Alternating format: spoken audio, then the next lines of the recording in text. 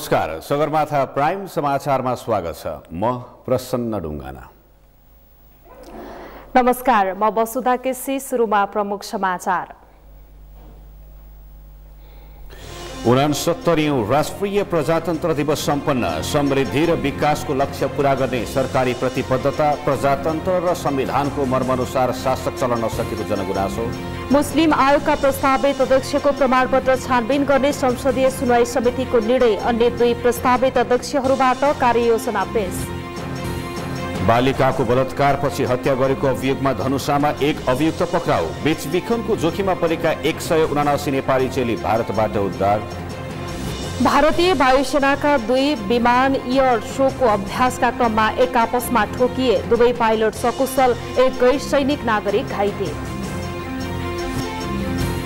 र आइसिसी महिला T20 विश्वकपको Asia क्वालिफायरमा नेपालको विजय सुरुवात। मलेसिया 34 रनले पराजित।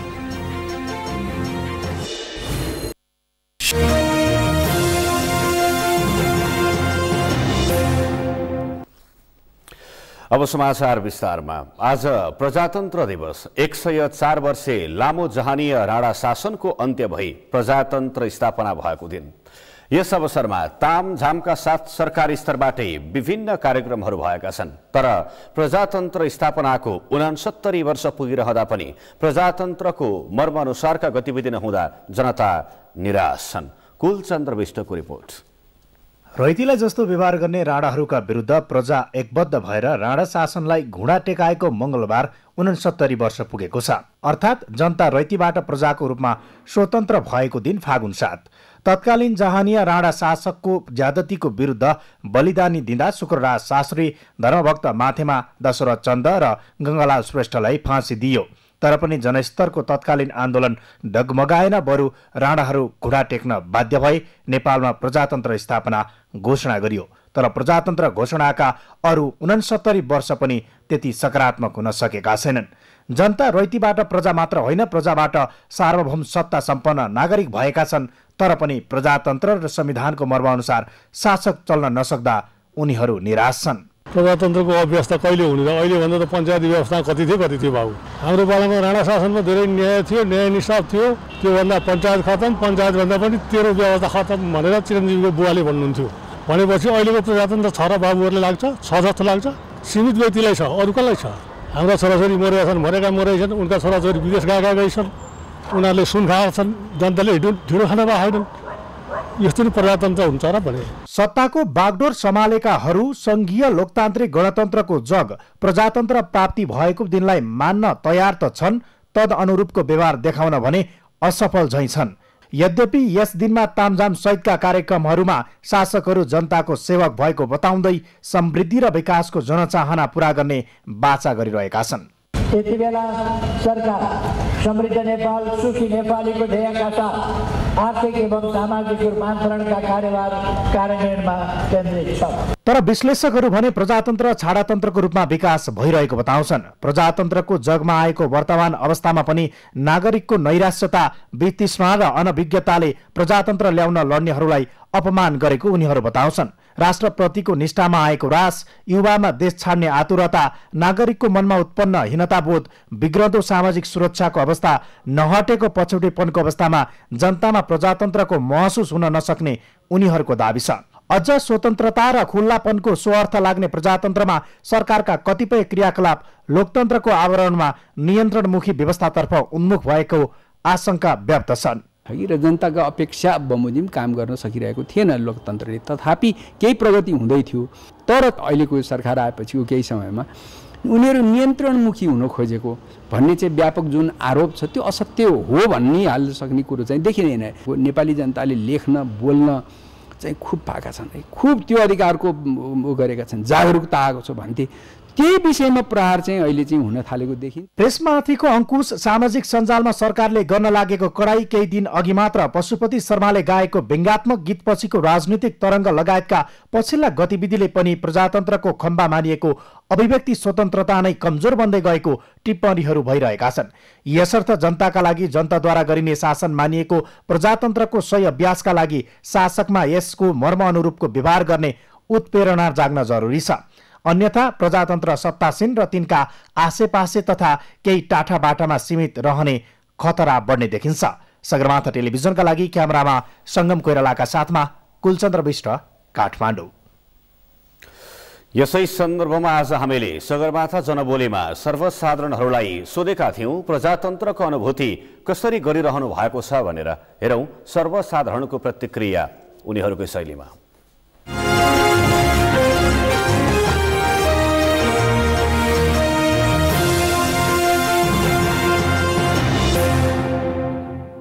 पूर्ण रूपमा चाहिँ जनताले केही पनि अधिकार पाएको छैनन्। यहाँ जनताले घाँसबास कलासको सुरक्षा ग्यारेन्टी सरकारले दिन सकेको अवस्था छैन।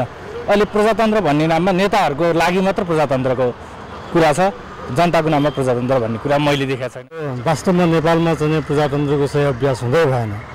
जति पनि भयो नेताहरूको लागि मात्रै भयो।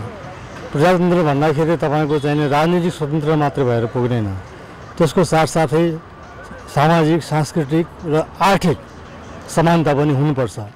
डेमोक्रेसीको उपयोग गर्नु पाउनुपर्ने हो होइन। अहिले चाहिँ कुण्ठित हुँदै गइरहेको छ। सबैतिरबाट सञ्चार जगतलाई चाहिँ हान्ने कामहरू भइरहेछ, प्रतिबन्ध लगाउने कामहरू भइरहेछ, वाक स्वतन्त्रताहरू चाहिँ हनन भइरहेको छ। प्रजातन्त्र चाहिँ नेपालमा ठुलालाई चाहिँ सानालाई ऐन मात्रै भएको छ।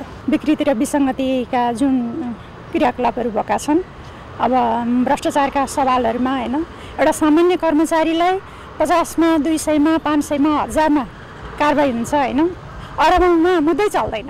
प्रजातन्त्र नाम मात्रको छ के, जनताको जीवन स्तर उठाउन नसक्ने, जनताको संरक्षण गर्न नसक्ने, जनतालाई चाहिँ एउटा राहत दिन नसक्ने भनेपछि त्यो प्रजातन्त्रै होइन, जनताको लागि बनेकै प्रजातन्त्र हो।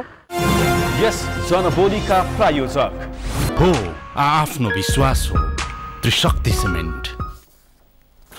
राष्ट्रपति विद्यादेवी भण्डारीले मुलुकको आर्थिक सामाजिक समृद्धिको दिशामा परिचालित हुन सबै राजनैतिक दलहरूलाई आग्रह गर्नु भएको छ। राष्ट्रपति भण्डारीले समृद्ध नेपाल सुखी नेपालीको राष्ट्रिय संकल्प संवैधानिक मार्गचित्र अनुकूल भएकाले अब सबै राजनैतिक दलहरू र सम्बद्ध पक्षले सोही दिशामा केन्द्रित भएर अघि बढ्न पर्नेमा जोड दिनुभयो। तेस्रो निर्वाचन दिवसको अवसर पारेर आज काठमाडौँमा आयोजित एक कार्यक्रममा उहाँले नेपाली जनताले तिनै तहको निर्वाचनमा प्रदर्शन गरेको उत्साह र सहिष्णुताले मुलुकलाई समुन्नतिको मार्गमा अघि बढाएको पनि स्मरण गराउनुभयो। राष्ट्रपति भण्डारीले निर्वाचनलाई अझ बढी स्वच्छ, स्वतन्त्र र मर्यादित बनाउन आवश्यक कानून र प्रविधिको विकासमा जोड दिन पनि निर्वाचन आयोगलाई सुझाव दिनुभयो। स्मरणीय छ संविधानले संघीय लोकतान्त्रिक गणतन्त्रको माध्यमद्वारा सामाजिक न्यायमा आधारित समतामूलक समाजको परिकल्पना गर्दै समाजवाद उन्मुख अर्थतन्त्र निर्माणको लक्ष्य लिएको छ। समृद्ध नेपाल र सुखी नेपालीको राष्ट्रिय संकल्प मुलुकको आर्थिक सामाजिक समृद्धिको संवैधानिक मार्गचित्र अनुकूल भएकाले सम्पूर्ण राजनीतिक दल र सम्बद्ध सबै पक्ष यस दिशामा परिचालित हुनुपर्दछ। राष्ट्रपति भण्डारीले लोकतन्त्रलाई अझै सुदृढ बनाउँदै लैजान पनि निर्वाचनको उचित व्यवस्थापनमा ध्यान दिन जरुरी रहेको बताउनुभयो। त्यस अवसरमा उहाँले तिनै तहको निर्वाचन सम्पन्न गराउन सफल भएकोमा निर्वाचन आयोगको खुलेर प्रशंसा गर्नुभयो।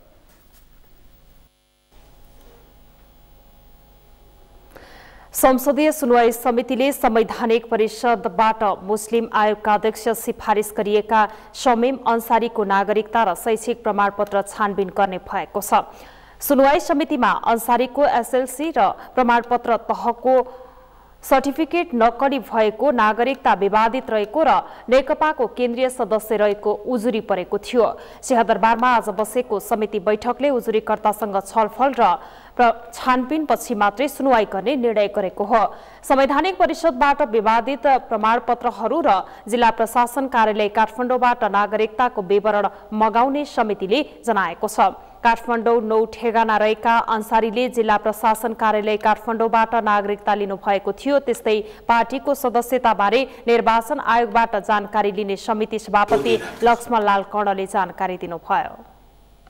नेकपाका केन्द्रीय अध्यक्ष पनि हुनुहुन्छ र हाम्रो कानुनले के भन्छ मुस्लिम कानुनले आयोगको कानुनले कि कुनै पार्टीको सदस्य नभएको भन्ने कुरा गरेको उहाँ कुनै पार्टीका सदस्य हुन् वा होइनन्, केन्द्रीय सदस्य हो कि होइन, त्यो सम्बन्धमा निर्वाचन आयोगलाई पनि हामी पत्र लेख्दैछौँ र निर्वाचन आयोगसँग हामी सोधिराखेका छौँ।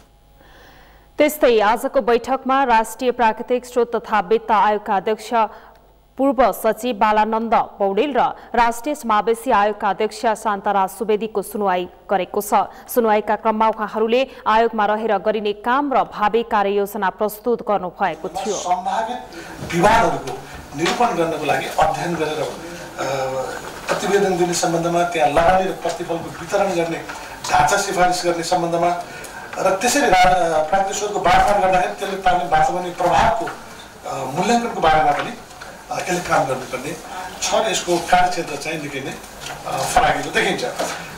छुवाछुत र जातीय आधारमा हुने सबै किसिमको भेदभावको अन्त्य, सबै जात जातिलाई समान व्यवहार र मानवीय मर्यादा बहालीको सुनिश्चितता एवं जातीय रूपमा पछाडि पारिएका, एक्लिएका, बहिष्करणमा पारिएका अल्पसङ्ख्यक, सीमान्तकृत वा लोपोन्मुख जात जातिको विशेष व्यवस्थाको सुनिश्चितता गर्न चालिएका कदमहरूको र कार्यक्रमहरूको अनुगमन गर्ने। बैठकमा समिति सदस्यहरूले आयोगलाई सशक्त बनाउन आगामी योजनाबारे प्रश्न गरेका थिए। अन्य आयोगका प्रस्तावित अध्यक्षहरूको सुनवाई आगामी 9 गते हुने समिति सभापति कर्णले जानकारी दिनुभयो। आयोगका अध्यक्ष नियुक्तिप्रति आपत्ति जनाउँदै कांग्रेसका सांसदहरूले भने बैठक बहिष्कार गर्दै आएका छन्। गत माघ 6 गते प्रधानमन्त्री केपी शर्मा ओलीको अध्यक्षतामा बसेको संवैधानिक परिषद बैठकले संविधानमा नयाँ व्यवस्था गरिएका 4 समावेशी सहित 5 संवैधानिक आयोगमा अध्यक्ष सिफारिस गरेको थियो।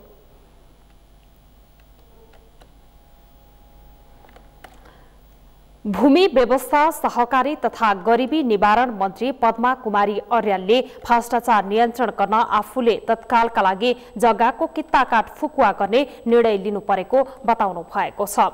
कानूनी आधार बिना नै सरकारले जग्गाको कित्ताकाट फुकुवा गर्ने निर्णय लिएको भन्दै चर्को आलोचना भइरहेका बेला मन्त्री अर्यालले भ्रष्टाचार नियन्त्रण र जनतालाई शास्ति बेहोर्नु पर्ने अवस्थाको अन्त्य गर्न सरकारले यो निर्णय लिनु परेको स्पष्टीकरण दिनु भएको हो। आज संघीय संसदको प्रत्यायोजित व्यवस्थापन तथा सरकारी आश्वासन समितिको बैठकमा उहाँले जनताले शास्ति बेहोर्नु परेको देखेपछि आफूले व्यावहारिक कठिनाईलाई हेरेर जग्गाको कित्ताकाट फुकुवा गर्ने निर्णय लिएको दावी गर्नुभयो। मन्त्री अर्यालले गत पुस 27 गते जग्गाको कित्ताकाट फुकुवा गर्ने निर्णय गर्नु परेको थियो, तर बिना कानूनी आधार सो निर्णय लिएको भन्दै सरकारको उक्त निर्णयको आलोचना भइरहेको छ। मन्त्री अर्यालले सो निर्णय दीर्घकालीन प्रकृतिको नभएको पनि समितिमा स्पष्टीकरण दिनुभयो।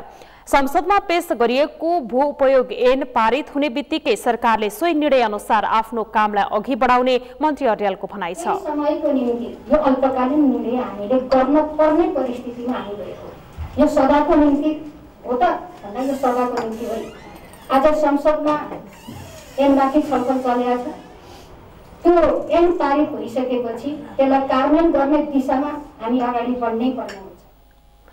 बैठकमा समितिका सदस्यहरूले सरकारले संविधान र कानून विपरीतका निर्णय गर्ने गरेको भन्दै सरको आलोचना गरेका थिए। हेरेको मन्त्रालयहरूमा चाहिँ के देखिन थाल्यो भन्दाखेरि संसदबाट पास भएको ऐन एकातिर छ, अनि त्यो ऐनबाट बनेका भनेका कुराहरू अर्कोबाटबाट हिँड्न थाले र चाहिँ के छ भने पार्लियामेन्ट्री ओभरसाइटको त बिल्कुलै कमजोर पक्ष देखिन थाल्यो। कानुनले दिए गर्ने र नदिए नगर्ने भन्दा पनि यसलाई व्यवहारिक पक्षले गरियो भन्ने चाहिँ अब यो कानुन अनुरूप नै मिलाएर लैजानुपर्छ भन्ने चाहिँ हाम्रो माननीय मन्त्रीज्यूलाई चाहिँ हाम्रो सुझाव हो। कानुनले नदिए त्यो गर्नु हुँदैन। व्यवहारिक पक्ष के कस्तो भन्ने चिज गर्नुहुन्छ कानुनको अगाडि, कानुनी राज्यको अगाडि।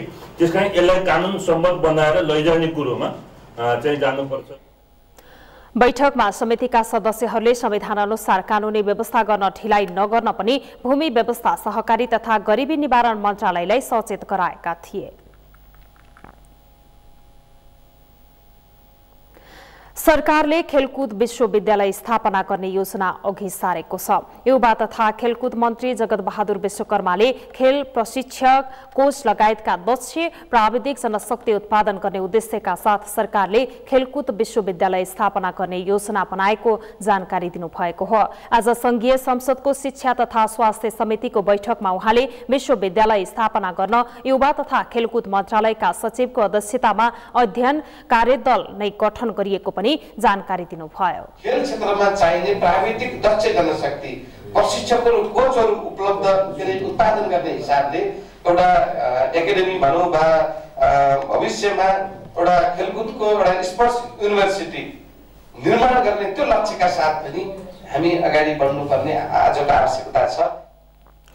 मन्त्री विश्वकर्माले खेलकुद क्षेत्रको विकासका लागि 3 वर्षभित्र काठमाडौँ उपत्यकाभित्र अन्तर्राष्ट्रिय स्तरको रङ्गशाला निर्माण कार्य सम्पन्न गर्ने प्रतिबद्धता पनि जनाउनु भयो। त्यसका लागि जग्गा प्राप्तिको कामलाई अघि बढाइएको मन्त्री विश्वकर्माको भनाइ छ। सरकारले काठमाडौँ उपत्यका विकास प्राधिकरण मार्फत सो रङ्गशाला निर्माणका लागि जग्गा प्राप्तिको कामलाई अघि बढाइएको छ। मन्त्री विश्वकर्माले सबै प्रदेशमा आधुनिक र सुविधा सम्पन्न रङ्गशाला निर्माणका लागि आवश्यक योजना पनि तय भएको जानकारी दिनुभयो। सरकारले काम गर्ने मन्त्री हो कि सचिव हो कि सदस्य सचिव हो कि त्यसका दोषका कारणले चाहिँ 2 वर्षमा हुन सकेको छैन। त्यसो भएले चाहिँ बहुदललाई दोष नदिनुहोस्, यसरी प्रोजेक्ट नगर्नुहोस्। पञ्चायत कालमा टेकेर पञ्चायत कालमा 2 वर्षमा हुन्थ्यो, अहिले गएर चाहिँ बहुदलका पालामा हुन सकेन भन्दा त्यो तरिकाबाट प्रोजेक्सन गर्ने चाहिँ अथवा विचार प्रस्तुत गर्ने चाहिँ अलिकति परिपाटी अन्त गर्दा सरकारले 8औं राष्ट्रिय खेलकुद प्रतियोगिता र 13औं दक्षिण एसियाली खेलकुद प्रतियोगिता समयमै सम्पन्न हुने गरी कामलाई अघि बढाएको दावी पनि गरेको छ। बैठकमा समितिका सदस्यहरूले मुलुकको खेलकुद क्षेत्रको विकासका लागि आवश्यक बजेटको व्यवस्था गर्न सरकारलाई सचेत गराएका थिए। समितिका अर्का सदस्य मानबहादुर विश्वकर्माले खेलाडीको छनौट निष्पक्ष ढंगले गर्न सरकारलाई सचेत गराउनु भयो। सरकारले प्रतिभाशाली खेलाडीहरूलाई खेल खेल्न उचित वातावरण बनाउन नसकेको आरोप पनि लगाउनु भयो।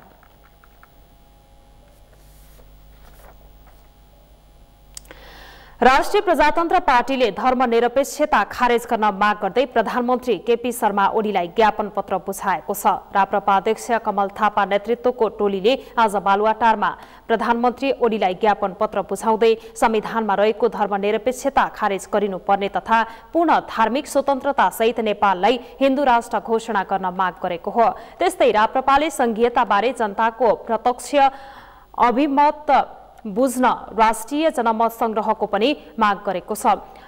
22 बुँदे ज्ञापन पत्र बुझाउँदै राप्रपाले सर्वोच्च अदालतको आदेश अनुरूप एनसेलले तिर्नुपर्ने पुँजीगत लाभ कर लगायत सबै कर असुली गर्न तथा कर छली प्रकरणमा संलग्न सबैलाई कानून बमोजिम कारबाही गर्न माग गरेको छ भने 38 क्विन्टल तथा 33 किलो सुन तस्करीको छानबिन गरी दोषीलाई कारबाही गर्न माग गरेको छ। ज्ञापन पत्र बुझ्दै प्रधानमन्त्री केपी शर्मा ओलीले सरकार जनजीविकाका मुद्दामा गम्भीर रहेको बताउनु भयो। भ्रष्टाचार मुक्त समाज निर्माणका लागि भ्रष्टाचारीहरूलाई कारबाहीको दायरामा ल्याउने उहाँले बताउनु भयो। प्रचलित मूल्य मान्यता कतिपयले लोकतन्त्र भनेको यो पोलिटिकल फ्रिडम जस्तो कुरालाई मात्रै बुझ्छ। त्योभन्दा बढी कम्प्रिहेन्सिभ डेमोक्रेसी भन्ने ज्ञापन पत्र बुझाउँदै राप्रपा अध्यक्ष थापाले विदेशमा लुकाएर राखिएका कालो धन देशभित्र ल्याउने जफत गर्ने शंकास्पद व्यक्तिहरूको बैंक खाता तत्काल रोक्का गरी कारबाही गर्न माग गर्नुभयो। मेलम्ची खानेपानी आयोजनामा भएको घोटालाको छानबिन गरी दोषीलाई कारबाही गरिनुपर्ने, व्हाइट बडी जहाज प्रकरण छानबिन हुनुपर्ने लगायतका माग पनि गर्नुभयो। र यी हामीले उठाएका मागहरूबारे जनतालाई जागरुक तुल्याउन र सशक्त जवाब सिर्जना गर्नको निमित्त फागुन 15 गते मेची अञ्चलको ताप्लेजुङबाट 30 गतेसम्म देशका विभिन्न जिल्लाहरूको भ्रमण गर्ने गरी राष्ट्रिय स्वाभिमान यात्रा सञ्चालन हुनेछ। राप्रपाले पौष 27 गते पृथ्वी जयन्ती र राष्ट्रिय एकता दिवस, फागुन 7 गते त्रिभुवन जयन्ती र प्रजातन्त्र दिवस राष्ट्रिय पर्वको रूपमा मनाउने तथा कृष्ण जन्माष्टमी र रामनवमीका दिन सार्वजनिक बिदा दिनुपर्ने माग पनि गरेको छ। समाचारमा अब एकैछिन विश्रामपछि बालिकाको बलात्कारपछि हत्या गरिएको अभियोगमा धनुषाका एक अभियुक्त पक्राउ। बेचबिखनको जोखिममा परेका 179 नेपाली चेली भारतबाट उद्धार। सन् 2018 मा मानव अधिकार र ज्यादतीमा 5110 जना पीडित भएको इन्सेकको दाबी थप अनुसन्धान गर्ने मानव अधिकार आयोगको भनाई। र पौष शुक्ल पूर्णिमामा सुरु भएको स्वस्थानी व्रत आज समापन। 1 महिने व्रतले मनोकांक्षा पूरा हुने धार्मिक विश्वास।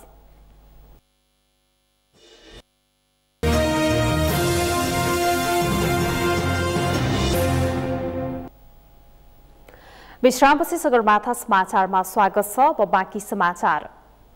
धनुषामा 11 वर्षीय बालिकालाई बलात्कार गरी आगोमा जलाएर हत्या गरिएको घटनाका आरोपित पक्राउ गरी सार्वजनिक गरिएको छ।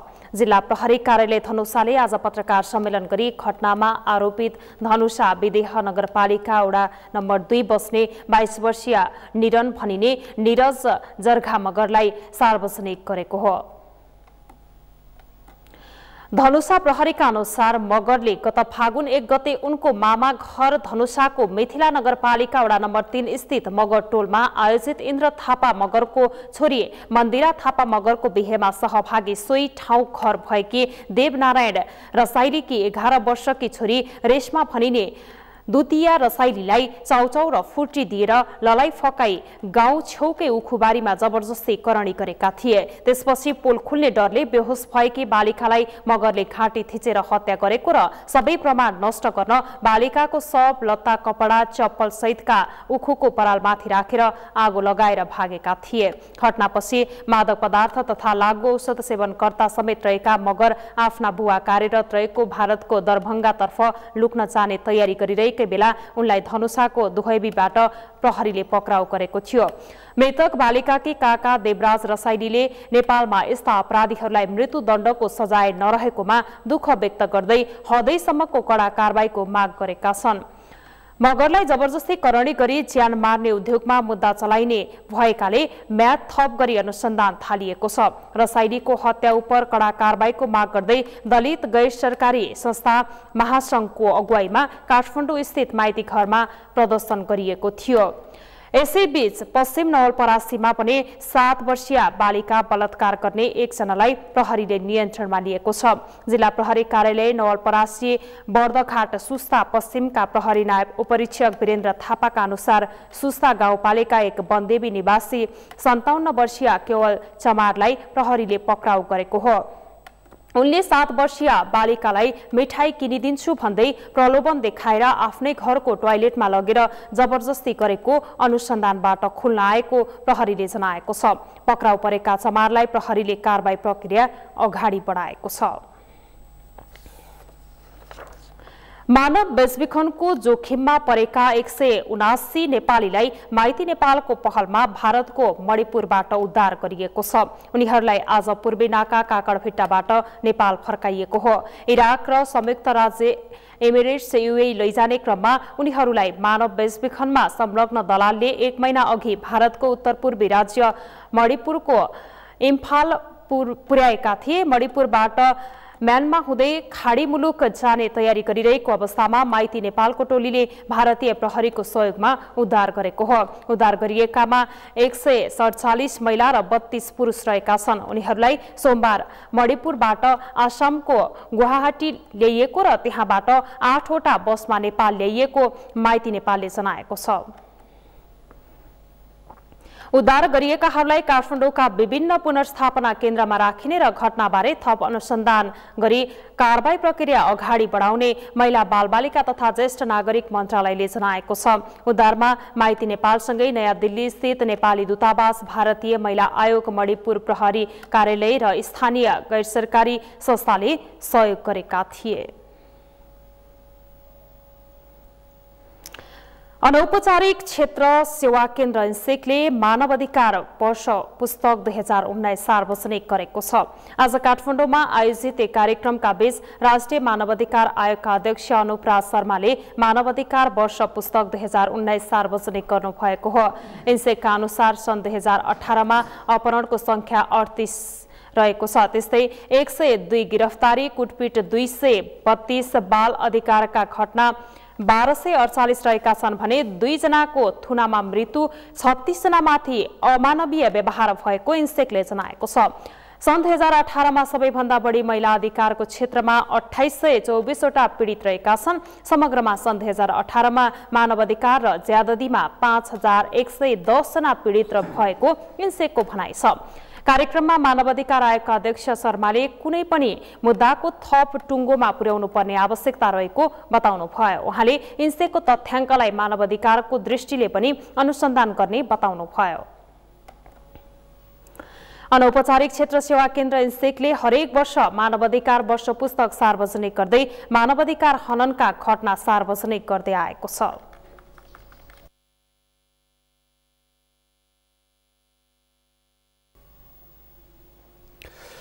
पौष शुक्ल पूर्णिमामा सुरु भई 1 महिनासम्म चलेको स्वस्थानी व्रत आज समापन भएको छ। भगवान शिवको आराधना गरी बसिने 1 महिने व्रतले मनोकांक्षा पूरा हुने जनविश्वास रहिआएको छ। पुष्पा कार्कीको रिपोर्ट।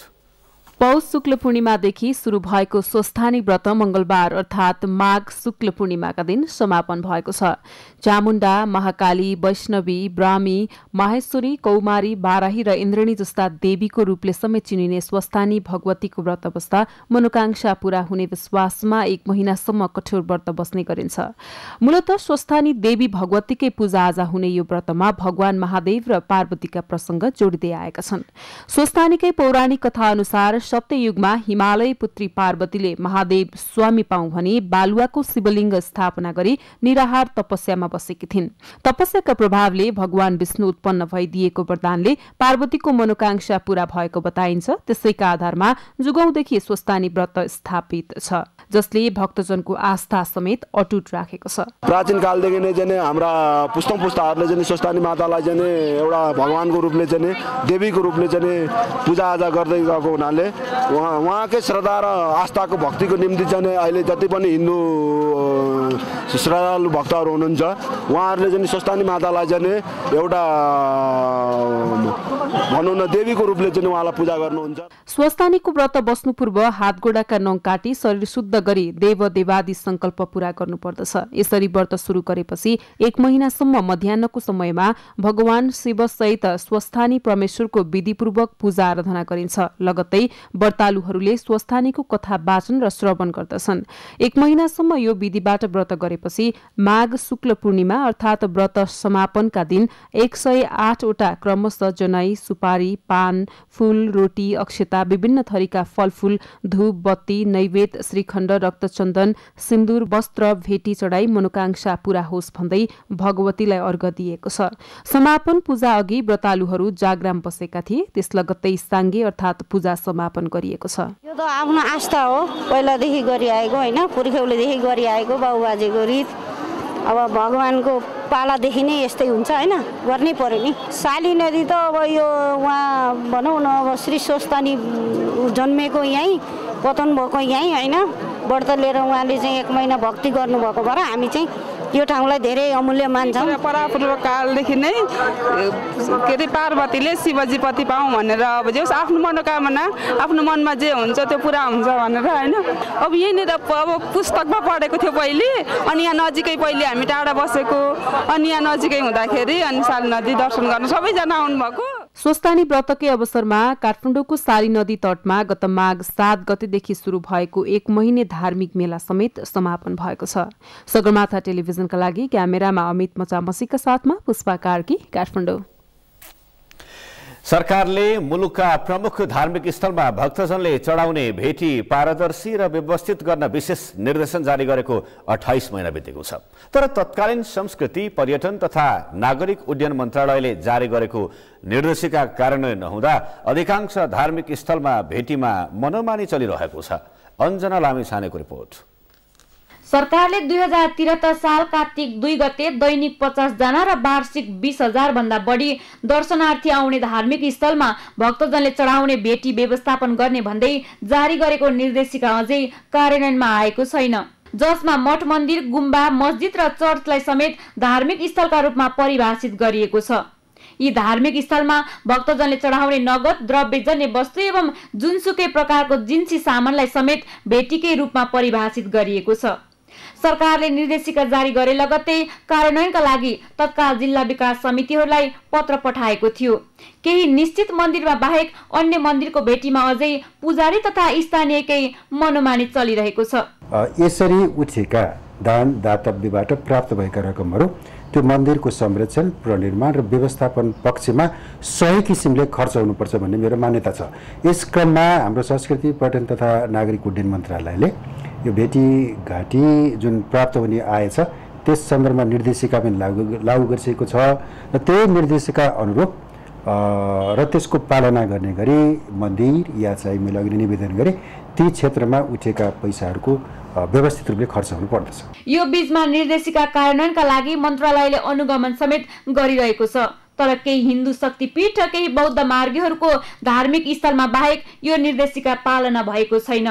तालुक मन्त्रालयबाट निर्देशिका जारी हुनु पहिले नै पशुपति क्षेत्र विकास कोषले भने भेटी व्यवस्थापन नियमावली बनाएर 2068 चैत 26 गतेदेखि भेटी पारदर्शी गरिएको जनाएको छ। भेटी व्यवस्थापन नियमावली चाहिँ हाम्रो नेपाल सरकारले 68 सालदेखि भगवान पशुपतिनाथ मन्दिरको भेटी व्यवस्थापन गर्न हामीलाई निर्देशन जारी गरेको छ अथवा ऐन भएको छ। त्यो बेलादेखिको हामीले चाहिँ त्यो सञ्चित गरेर राखिरहेका छौँ।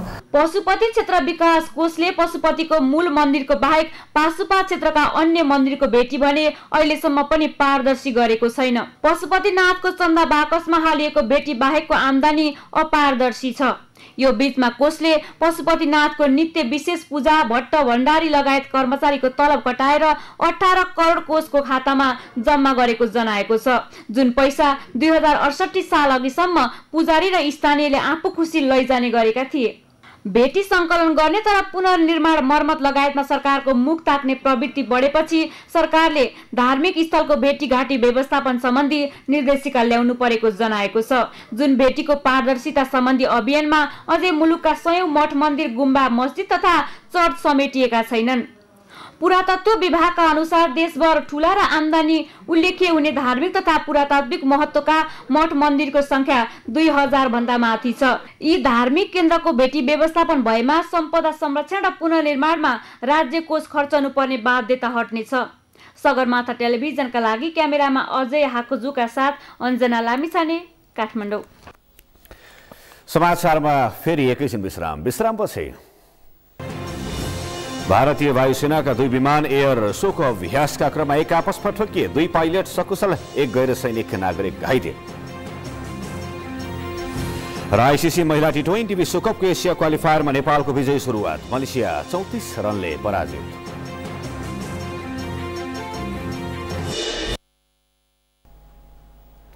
अब पालो अर्थ समाचारको। अर्थ समाचारका प्रायोजक हो आफ्नो विश्वास हो त्रिशक्ति सिमेन्ट। सरोकारवालाहरूले पुँजी बजार सुधारका लागि कम्तीमा 3 वर्षीय योजना ल्याउन सुझाव दिएका छन्। सिंहदरबारमा आज बसेको अर्थ समिति बैठकमा सरोकारवालाहरूले पुँजी बजारमा सुधार आवश्यक रहेको उल्लेख गरेका हुन्। बैठकमा नेपाल इन्भेस्टमेन्ट फोरमका अध्यक्ष छोटेलाल रौनियारले घट्दो बजार प्रविधि सामान्य नभएर ध्वस्तै हुने हो कि भन्ने त्रासमा रहेको बताउनु भयो। त्यस्तै ब्रोकर एसोसिएसनका अध्यक्ष भरत राणा भाटले भने बैंकलाई ब्रोकरको लाइसेन्स दिँदा थप समस्या हुन सक्ने बताउनु भयो। शेयर बजार लगानीकर्ता हरि ढकालले शेयरमा देखिएको समस्या समाधान गर्न नीति बनाउन ढिला गर्ने र नीति कार्यान्वयन गर्न थप ढिला हुने भएका कारण बजारमा त्यसको नकारात्मक प्रभाव देखिएको दावी गर्नुभयो। पुँजी बजार विज्ञ गोपाल भट्टले संसदीय समितिमा अहिले यो विषयलाई उठाइनु नै नकारात्मक भएको टिप्पणी गर्नुभयो। भट्टले अहिलेको आर्थिक सूचकहरू सकारात्मक रहेर पनि बजार नकारात्मक रहेको बताउनु भयो। नेपाल स्टक एक्सचेन्जका महाप्रबन्धक चन्द्रसिंह साउद पनि अनलाइन प्रणाली कार्यान्वयनमा आएसँगै बजारमा सकारात्मक प्रभाव परेको दावी गर्नुहुन्छ। बैठकले पुँजी बजारमा देखिएको समस्याबारे सरोकारवाला निकायसँग छलफल गरिरहेको छ।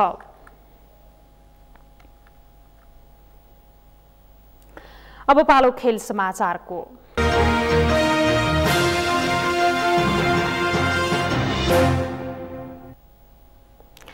आईसीसी महिला टी20 विश्वकपको एसिया क्वालिफायरमा नेपालले विजयी सुरुवात गरेको छ। थाइल्याण्डको बैंककमा 4 खेलमा मलेसियालाई 34 रनले पराजित गर्दै नेपालले विजयी सुरुवात गरेको हो। नेपालले दिएको 127 रनको लक्ष्य पछ्याएको मलेसियाले पुरै 20 ओभर खेले पनि 7 विकेटको क्षतिमा 92 रनमा मात्र जोड्न सक्यो। मलेसियाका लागि क्रिस्टिना बारेतले सर्वाधिक 21 रन बनाइन्। उनले 29 बलमा 1 चौका प्रहार गरिन्। त्यस्तै कप्तान ब्रिफिड दुराइन संगमले 30 बलमा 18 र सारा आजमीले 22 बलमा 16 रन बनाउनु बाहेक अन्य कुनै पनि ब्याट्सम्यानले दोहोरो अङ्कमा जोड्न सकेनन्। मलेसियालाई सस्तैमा समेट्न नेपालका तर्फबाट करुणा भण्डारी र सरिता मगरले 2-2 तथा कविता कुवर र सीता राणा मगरले 1-1 विकेट लिए। यसअघि टस जितेर पहिले ब्याटिङ गरेको नेपालले 20 ओभरमा 5 विकेट गुमाउँदै 126 रन बनाएको थियो। ओपनर काजल श्रेष्ठ र सीता राणा मगरको जोडीले पहिलो विकेटका लागि 46 रनको बलियो साझेदारी गरेका थिए। नेपालका लागि सीताले सर्वाधिक 42 रनको योगदान गरेकी थिइन्। 40 बल सामना गरेकी सीताले 2 चौका प्रहार गरिन्। कप्तान रुबिना छेत्रीले 25 बलमा 3 चौकाको सहायतामा 33 रन जोडिन्। त्यस्तै काजल श्रेष्ठले 29 बलमा 16 र इन्दु वर्माले 14 बलमा 13 रन बनाइन्। नेरी थापाले 6 रन बनाउँदा सीता मगर 1 रनमा नकआउट रहिन्। ममता चौधरी भने 0 रनमा आउट भएकी थिइन्। मलेसियाका लागि ब्रिफिड दुराइसिंगमले सारा अजामी र भूमिका अजामीले समान 1-1 विकेट हात पारे। यो जितसँगै नेपालले महत्त्वपूर्ण 2 अङ्क जोडेको छ।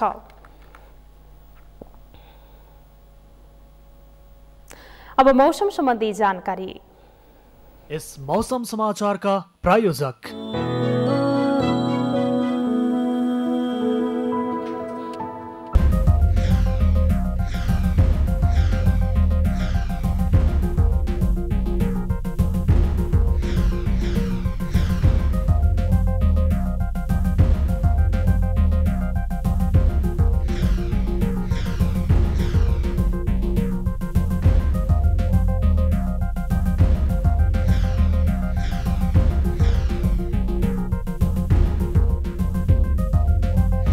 मौसम समाचार का प्रायोजक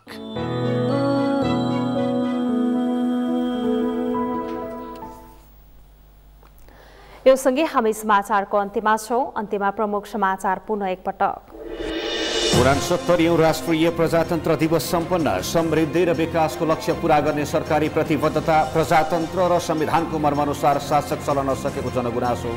मुस्लिम आयोगका प्रस्तावित अध्यक्षको प्रमाणपत्र छानबिन गर्ने संसदीय सुनवाई समितिको निर्णय। अन्य 2 प्रस्तावित अध्यक्षहरूबाट कार्ययोजना पेश। बालिकाको बलात्कारपछि हत्या गरेको अभियोगमा धनुषामा 1 अभियुक्त पक्राउ। बेचबिखनको जोखिममा परेका 179 नेपाली चेली भारतबाट उद्धार। भारतीय वायुसेनाका 2 विमान एयर शोको क्रममा एक आपसमा ठोकिए। दुवै पाइलट सकुशल, एक गैर सैनिक नागरिक घाइते। र आईसीसी महिला टी20 विश्वकपको एसिया क्वालिफायरमा नेपालको विजयी सुरुवात। मलेसिया 34 रनले पराजित।